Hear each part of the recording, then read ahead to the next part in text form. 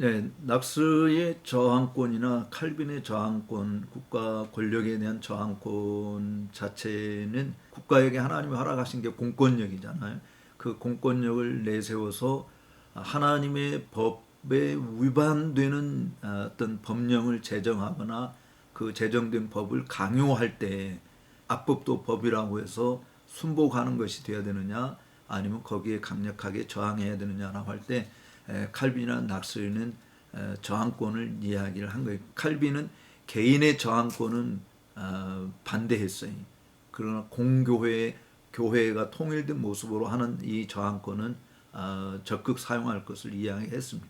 낙스는 개인의 저항권 역시 그렇게 크게 강조한 것은 아니지만 하나님의 부름받은 소명자로서 목사 개개인이 교회 지도자로서 권력자들의 잘못된 부분에 대해서 강력하게 꾸짖어야 된다라고 하는 것을 이야기하고 그것을 말을 듣지 않을 때는 무력이라도 사용해야 된다라고 하는 게 칼빈과 낙스의 약간의 차이가 있습니다. 그래서 사실 스코틀랜드에서는 그 부분을 가장 잘 드러냈던 분들이 17세기의 언약도들, 카버넌트들이라 이렇게 이야기하는데 찰스 2세가 장로회주의 원리, 교회의 수장권, 그다음에 성경의 권위 이것들을 무시하는 정책을 펴고 그거를 고수하는 자들, 장로교도들은 다 죽이라 그랬거든요. 그래서 그 당시 18,000여 명이 순교를 당하면서 지켜낸 게 바로 이 존 낙스로부터 받은 국가에 대한 저항권이었거든요. 결국 그것으로 인해서 교회의 영적 독립성을 찾게 되어지고 교회가 정교 구분 원칙을 가지고 장로교가 지금까지 왔는데, 그러니까 이제 우리가 그 국가의 그 법 제정 자체가 하나님의 법에 위배되는, 예를 들어서 낙태 금지법이라든지 성소수자 차별 금지법이라든지 이런 것이 하나님의 법에 위배되는 것이라고 하는 것이 분명하다고 할 때 그것에 대해서는 강력하게 국가에 대해서 항의를 해야 되고 저항을 한다. 낙서를 빌리면 무력 시위라도 해야 된다. 뭐 이제 이런 입장이 국가 저항권이다 이렇게 이야기할 수 있습니다. 그래서 지금 이 코비드 19에 대한 부분도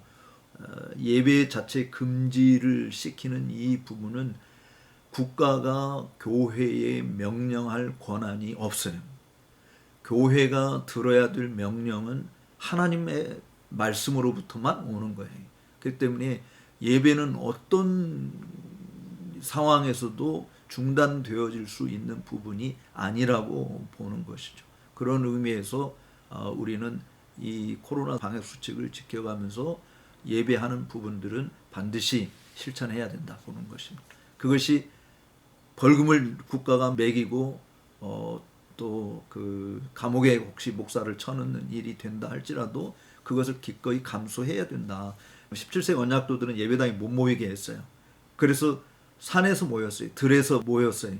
예배하다가도 군사들이 잡으러 오면은 뿔뿔이 또 도망가기도 하고 사실은 많은 분들이 그 당시 소위 킬링 타임이라고 하는 시간들을 가지면서 18,000명 제일 나이 어린 아이들이 9살, 10살, 11살 되는 애들도 장로의 주의 원리 택할래, 감독주의 원리 택할래, 나는 이러이런 이유 때문에 장로의 주의를 포기할 수 없습니다 해서 순교를 당하는 일들이 벌어졌거든요. 그러니까 우리들이 하나님의 말씀을 지켜내는 이 부분들은 세상 사람들로 하여금 우리가 하나님의 종들이고 그리고 우리가 행하는 일들이 다 하나님의 말씀을 따라 행하는 것입니다라고 하는 것을 알게 하는 엘리야 선지자의 갈멜산에서의 기도가 오늘 우리에게도 필요하다고 봅니다.